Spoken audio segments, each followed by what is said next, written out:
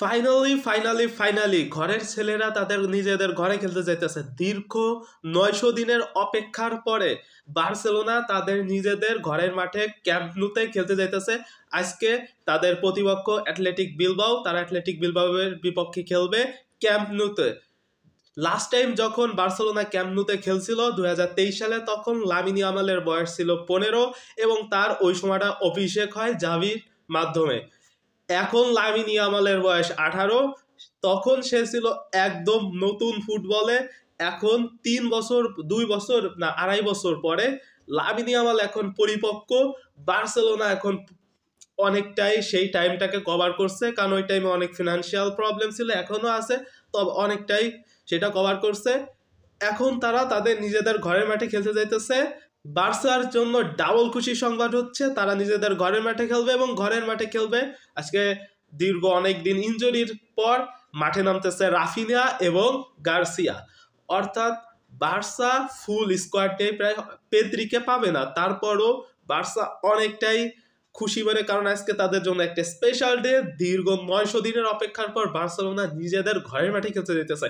এতদিন তারা খেলছে, কখনো মনে হয় নাই তাদেরকে তারা যে নিজেদের ঘরের মাঠে খেলছে, মনে হয়েছে যে ভাড়া করা মাঠে খেলছে। আসলেই তো সেটাই, ভাড়া করা মাঠে কিন্তু বার্সেলোনার এতদিন খেলা লাগছে। রিয়াল মাদ্রিদ যেমন সান্তিয়াগো বার্নাব্যুকে নিয়ে তারা এত অহংকার করে, তাদের বলতেছি না যে ক্যাম্প নু সান্তিয়াগো বার্নাব্যুর সমপরিমাণ মানে সমপর্যায়ের, তারপরও ক্যাম্প নুর কিন্তু আলাদা একটা বৈশিষ্ট্য আছে।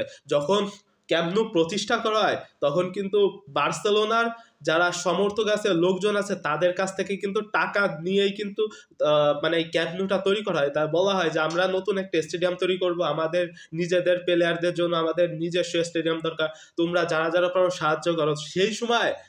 সেই সময় বার্সার সমর্থকরা 1 লাখ 2 লাখ যে যা পারছে মানে সাহায্য করছে বার্সার স্টেডিয়াম ক্যাম্প নু তৈরি করার জন্য। এবং ক্যাম্প নু এর ওই প্রতিটা ইটে কিন্তু সমর্থকদের নামও খোদাই করা আছে, এখনো খুঁজলে পাওয়া যাবে প্রতিটা সমর্থকদের নাম, মানে যারা সাহায্য করছে ক্যাম্প নু তৈরির জন্য। আর ক্যাম্প নুতেই কিন্তু মেসি যত ইতিহাস গড়ছে কিন্তু তার বেশিরভাগই ছিল কিন্তু ক্যাম্প নু এর ভিতরে।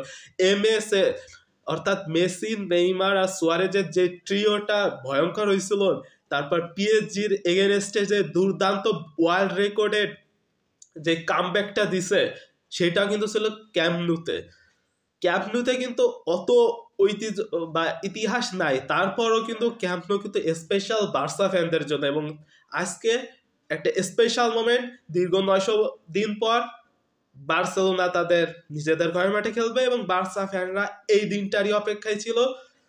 দেখা যাক বার্সেলোনা নিজেদের ঘরের মাঠে কতটা নিজেদেরকে প্রমাণ করতে পারে। Let's see Barcelona what is going to do today with their new home ground. Not new, this is old, but এই টিমের জন্য কিন্তু নতুনই, অনেক নতুন নতুন মুখ আছে কিন্তু এই টিমে।